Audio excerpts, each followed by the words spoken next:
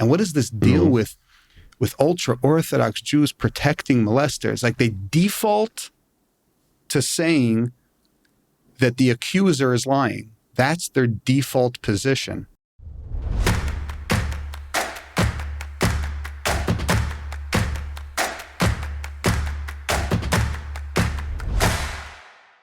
You mentioned something the other day.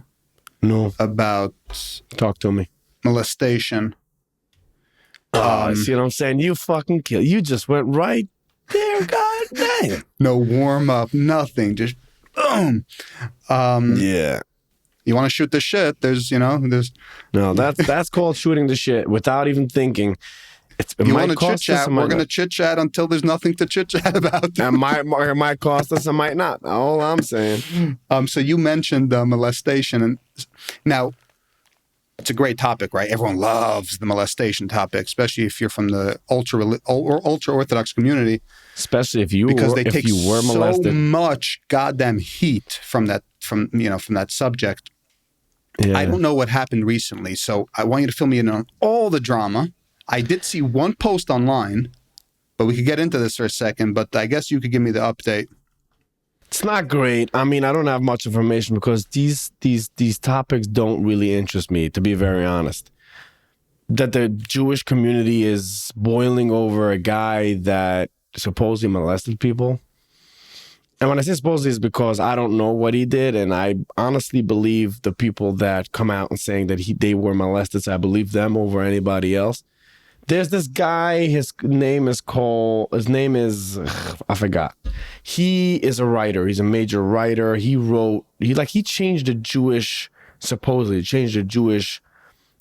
industry of books and writing and articles and stuff like that. Walder or Waldman or something? Yes, Walder. Chaim Walder. He wrote Kids Speak. Kids Speak is a very popular book. Yeah, sure. We grew up with kids. That shit. I read it when I was younger. I read the shit out of it, to be honest. All I read was that because that's all I had. And I read it. And I read it over again. In Yiddish? No, English. Come on, bro. Wow. Father's a real English progressive, reading. huh? It was English reading, and I was reading that over and over again. No wonder you went off the derech. Your father gave you... That's why I went off the derech. Chaim Walder as a kid. The only reason why I went off the derech. It's not because... Right, none of those reasons. It's not because all this shit. No. It's not because the rebbe. It's not because of the molestation. It's not because of the molestation. Not because of the mikvahs. Right. So he, so there was supposed to be 22 cases, people that came out saying that they were 22 or something, that they were molested. I don't have details. I don't know what it was. Guy. Kids. Ooh, that's by rough. This guy was involved in something with kids. Wow. Was he a therapist? There was something that he was involved with the kids, how he got to the kids, how he had, I don't know what else. So I didn't realize that it was him. So he's the one that's being accused. Now there was, just a couple months ago or last year, but I think it was a couple months ago, my second grade teacher, Klar from Pupa, he was also charged, and he was a therapist or some kind of social worker through all these therapists. They're here to help people. What's the Chai Lifeline? No, the place where you go for help in the Jewish community. What's the mental health place? Not Chai Lifeline. They're called Boin Oilam. No, the other one, the big one. Boin Oilam's for pregnant people. I don't know. No. There's a name. Gosh, my memory is shot right now. Achieve?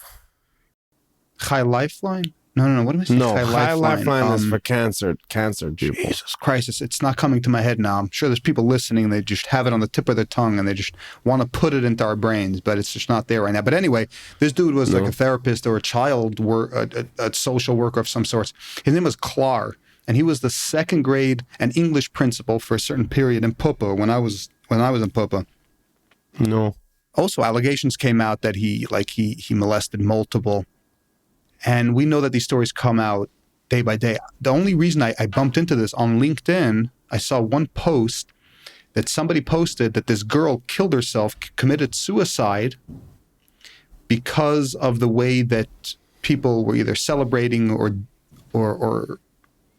partying or something related to the accused, meaning so the accused was doing something, which is pretty horrible. I don't know if you heard about this. So she was with the accusers, on the accuser's side, or she was on the side of the molesters?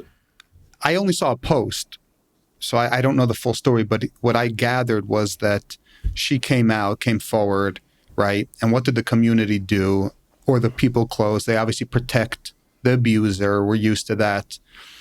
And they created, maybe they created a gathering or something to deal with it or promote him or to stand with him. And her seeing that pushed her over the edge, and I think she committed suicide. This is what I saw on LinkedIn. It's not confirmed. I don't know anything other than that. The messed up part is that this guy shot himself on his son's grave. Like, that's what he did. This is how he committed suicide, this Kitzbühel guy, the Chaim Walder. Now, supposedly there was a letter that he wrote that he was going to come out and Hashem is going to help him come clean and everyone is going to realize that he was innocent, something like that. But I heard that's not true. The point is he Walder committed suicide? Chaim Walder committed suicide. Obviously, this is a story, right? So what happened was there was all these accusations and then he couldn't handle it anymore or whatever. It's horrible. True or not, to walk around as a molester is just fucking horrible, right? Holy shit. So now I wonder if I misunderstood the post. Maybe he went to his son's grave and shot himself in the brains. Now, again, that could also be not true. I can't fact check it. I don't know. I just know what I heard from people, chatter. And the truth is that this doesn't really interest me, to be very honest. But I don't care about this drama, and that's why it doesn't matter if I know the details about this. This is why we're bringing it up, and it's not even a full-on conversation. It's just like, by the way, recent news. Because it's about the bigger picture that I wanted to. I don't care about individual stories; they're horrible. No, I was molested when I was a kid, and half my friends were. It's not something that I'm shy to talk about. But what's the problem? What's the bigger issue here? And what does this deal with ultra-Orthodox Jews protecting molesters? Like, they default to saying that the accuser is lying. That's their default position, right? They default to saying that you're a liar. If I come forward now and say this guy molested me, it's almost guaranteed that they'll protect that guy. For sure. Community. This is what's bad with communities. They protect each other even though they shouldn't. When they shouldn't. Absolutely. When they protect bad people. And then I also wonder, and I'm pretty sure, but I think the percentage, the numbers of how frequently this occurs in ultra-Orthodox communities is much higher. And it must have something to do with the extreme segregation, lack of sex education, and all the craziness that surrounds male, female, and all that. It also has to do a lot with religion, because you're not allowed to do anything. So there's so much problem, so much things bottled up, so much. You know what? Sexually, there's a lot of stuff bottled up. But there's also another thing, that most of these molesters have been molested, right? So they've been molested themselves. And what happens is, and I don't know if I can blame it on anything, but the point is that if you don't go for help and you don't deal with that, then you're going to eventually become a molester yourself. Now, I can't blame it on anybody. I can't really say, oh, that's because he's a Jew and then they didn't really send them for any help, because I don't know. Could be not. Like, nowadays, every Jewish community sends at least, not every, like, we're not there yet. But what I'm saying is that these molesters, they have a past where they were dominated by someone else. They were raped, they were molested by someone else. They lost this whole concept. They felt like they are not in control of their own body. They're not in control of their whatever. Therefore, they go and take that from someone else. They lost a certain sense of self when they were molested. They lost it. Yeah, I definitely think that is the case sometimes. They were overpowered by it. I don't think it's a golden rule, though. I think often the case is that a molester has a past themselves, but very often they don't. Let me ask you a question. So what else is there? Let's try to go into this is what I'm saying. I think there might be a stronger correlation that has to do with sheltering, the extreme sheltering, like extreme lack of sexual education. See, sex ed given over at an ideal age, 10, 11, 12, whenever they do it in different systems, it has a utility, and it's supposed to allow kids to know that as they're hitting puberty and all these body changes are taking place, know that male and female are supposed to merge, if you know what I'm saying. And knowing that, you also understand that you have to wait until you're an adult, till you're, even if you're religious, till you get married to do that. But there's a process there. You have an organ between your legs that's going to drive you nuts, and you're going to want to hump everything that moves and even the stuff that don't, maybe like that pie in your mom's fridge, but you contain it and you wait for the right time. But when you're 12 and you start getting a boner and you know nothing about anything, and then you have Chester the molester in the mikveh who's diddling you, of course it's a cesspool. And then this is a nasty cycle, because even Chester the molester in mikveh, I don't say nebuch for somebody who's, but he also has psychological issues because he has sexual lust, right? But he can't turn to porn like the rest of the world does because he doesn't have a smartphone. So his fantasies come out in the form of touching someone, touching a little kid, somebody he does have access to. Who does Kitta Zion Rebbe, Moshe Yontov Fromovich have access to? He's not going to a hoe house and screwing women, which, by the way, that does happen here and there. But if only he was doing that. They touch who they have access to. They don't have access to girls or to women. And by the way, when they do, they often take advantage of that. These are sick people, heavily suppressed and sheltered. This is the result. I think education is hiding information. Education is teaching, but then also teaching how to handle that information and what to do with it. I think mostly it's the education. I think what's missing is the conversation. People have urges. There's nothing wrong with having an urge or a lust or something, right? We all have it. I think it's the conversation of what this means. That first of all, this exists, it's there, people have it, you don't have to and you can't act on it.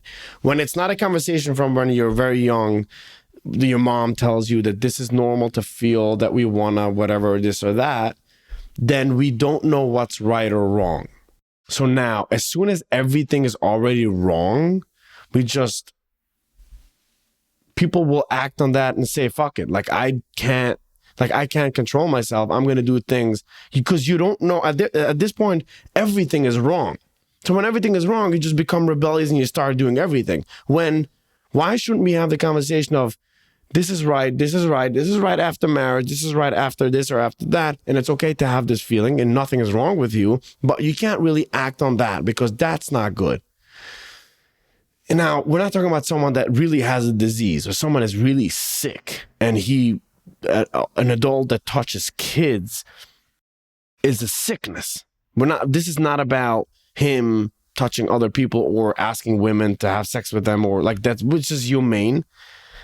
That's an adult that needs kids. That's like a sickness in his head. And that mostly comes from being molested, being traumatized from something from their own childhood. But just someone that just wants to pleasure themselves, there's nothing wrong with that. You just need to know when and where and how to do that. This is what I'm saying. The conversation is missing. Yeah, Talk more about it. That's essentially what I mean by that extreme sheltered aspect. Yeah, exactly. If you just have the conversation, just having the conversation alone at the right age could help a lot. I do think that it starts somewhere. So even an older guy that's been doing it for 10, 20 years, sometimes they catch these guys because victims only come out 20 years later. They've been doing it their whole life. They started potentially when they were teenagers. They're pros. I was molested. They're pros right now. I was molested by someone who he was a teenager. I was a young kid, maybe I was 12 range, but he was also only 15, 16, 17. So he was probably molested already a few years before. Now he's already a teenager molesting. Now, if he didn't go for help, there's a strong possibility that he's in his 30s, 40s now molesting people. Still doing it. It starts potentially really young. When we hear of 50-year-olds who molested 10 people, they did that their whole life. And I agree that that's a level of sickness already, but it's a level of comfort, because when you start at 17 diddling with other boys, by the time you're 50, you're comfortable with it. That's your only outlet. Again, you don't know about porn. You don't know about beating yourself off in the bathroom when nobody's looking. You know, and in fact, all you know that it's wrong. Maybe if we had told them and we taught these kids that, you know what, we're humans, we have urges, and there's nothing wrong with doing that, they wouldn't become obsessed with it, because now they don't have that guilt. And when we have guilt, we try to run from it by doing more of it. So there shouldn't be any guilt attached to it. Don't attach guilt to it, and just do it. Just deal with that, whatever. If you don't deal with it, then you end up looking like that. Sometimes the solution, like I say, by Chester the Molester, that's the title of this episode, by the Arabs, they also have issues, big issues, right? And I joke that all they really need is some porn. So, right, they have all this aggression, all that testosterone, like you said earlier.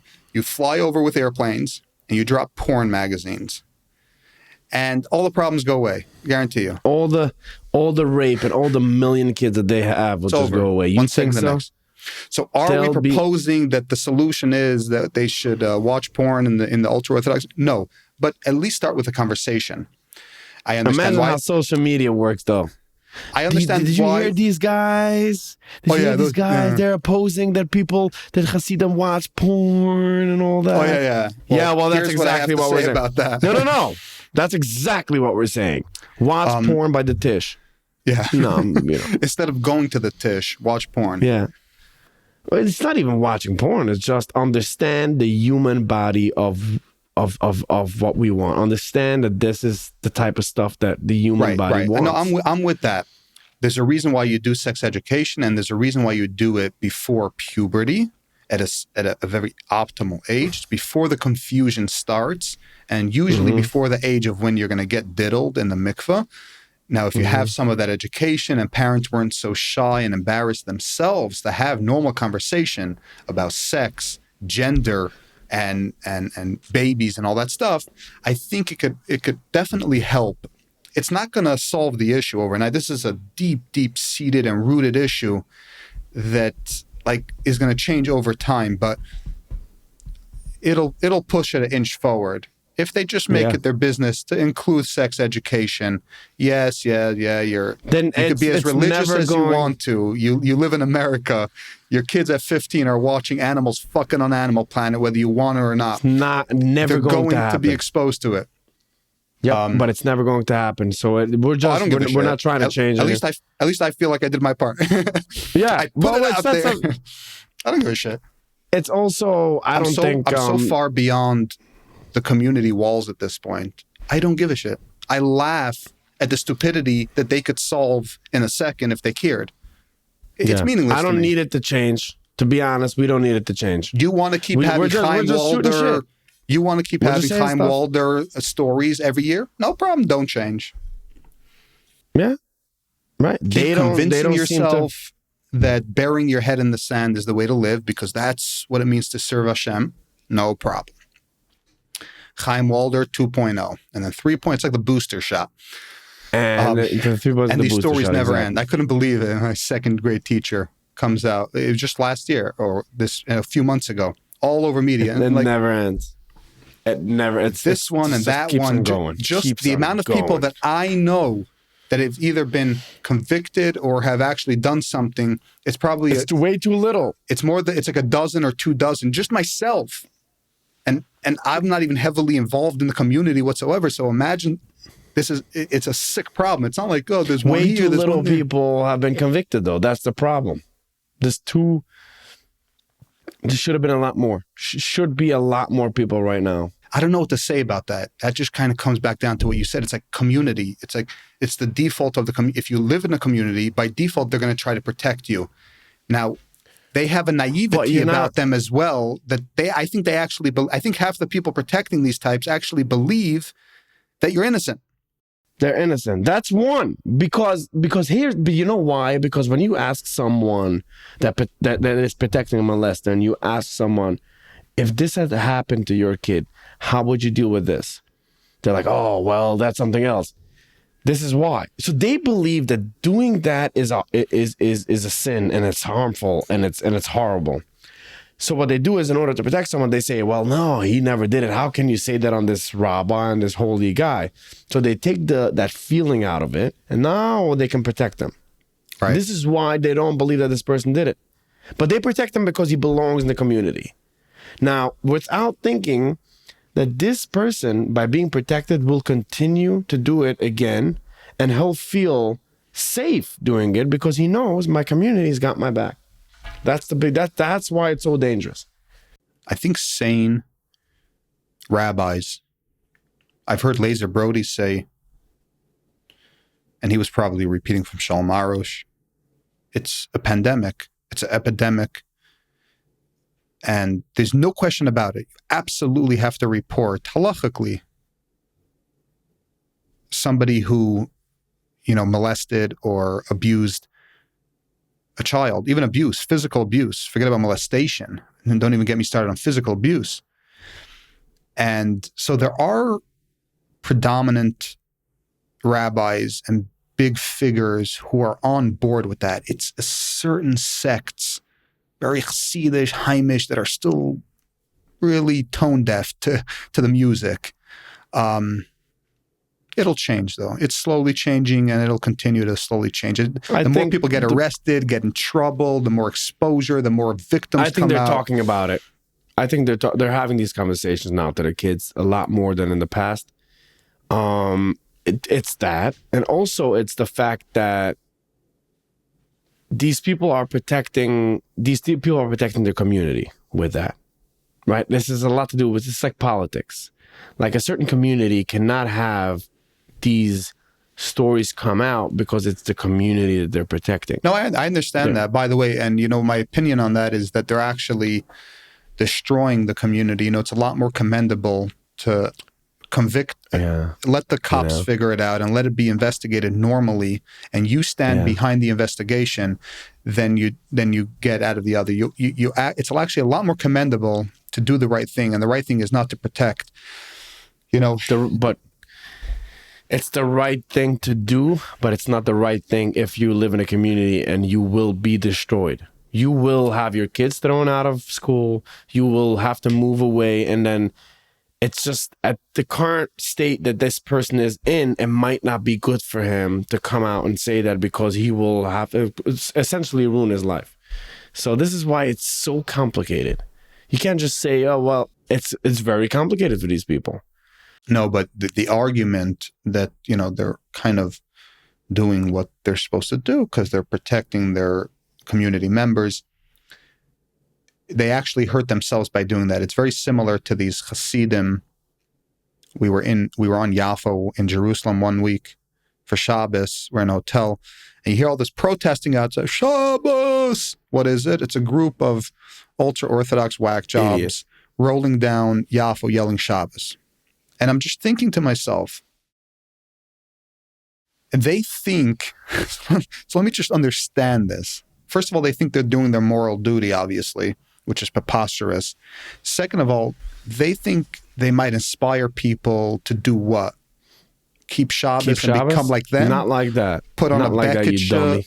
Right, so it's, the retardation is unthinkable. I can't even process it. Yeah. You don't realize that you look like a buffoon. The world laughs at you, and you guys are like imbeciles. But in their mind, they probably think we're doing the right thing, and we're going to motivate one person maybe to turn his ways around. No, you idiot.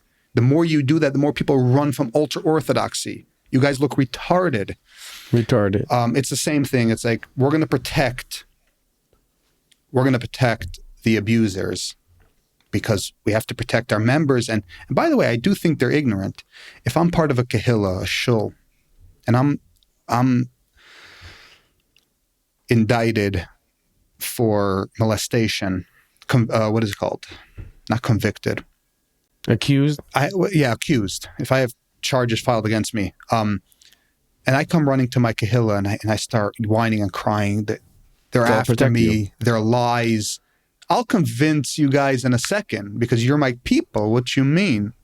These are OTDers. These are confused people who have a grudge against me and all this stuff. 100%. Within an instant, there's a campaign backing me, and I have the top lawyers paid by the community, and this is so. Yeah, I think the inhabitants themselves are ignorant in that regard, and the answer is people should stay out of it. Let there be an investigation. There's a due process. You live in the U.S., yeah? You're all about that. Okay. Well, follow the U.S. laws. Let there be an investigation. Let them figure out if it is or it isn't true. And that, by the way, is hard enough.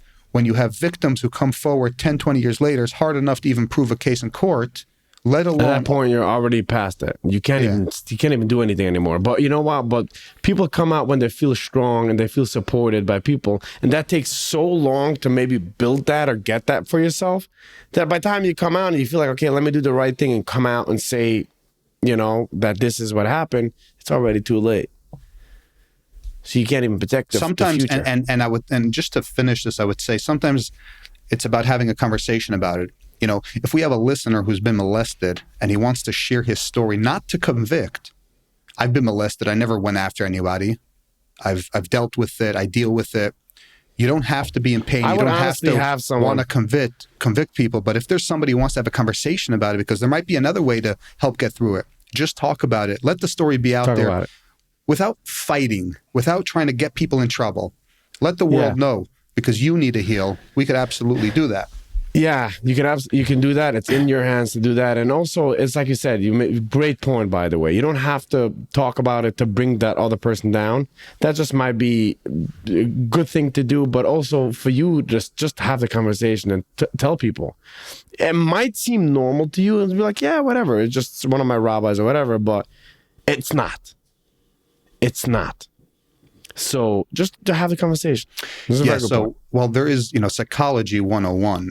If you've been molested and you haven't gotten to the point of being able to admit it to yourself, to your close friends and family, then there's still a lot of pain and suffering, and there's still a lot that you haven't resolved. There's a lot of unresolved stuff there.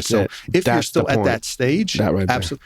If you have already come forward and let the people know and you feel like you've gotten past it, it's great. But if you still need to get past it, and then a way to do that is to have that conversation. You have to have that conversation. You have to get past already having that conversation. Meaning you have to have had it. You have to feel comfortable about what happened and how you feel about it, how you're dealing with it, and all that stuff. And make sure to tell people, someone that can understand you, not someone that's going to judge you for it. You need someone to be very, very open-minded and try to understand what that means. Someone that supports you, good support. Good support system is what we need. Right. And, all right, let's close shop. For those others, stop being a Chester molester. Stop being Chester. Molesting. Stop being Chester. Yeah, if your name is Chester, sucks. If your name is Chester, sucks for you. But just stop. Yeah. Stop doing that. Stop being Chester. Go get help. And if you can't, and then put yourself into prison. Basically, go turn yourself in. Walk to the prison right now by yourself. Don't even have someone drive you. Walk. Turn yourself in. Go get locked up. And by the way, in prison, have all the fun you want. Diddle with avocado, with your roommates. Swinging it. Keep swinging. Walk around swinging it. Drop that bar of soap a couple times. No problem.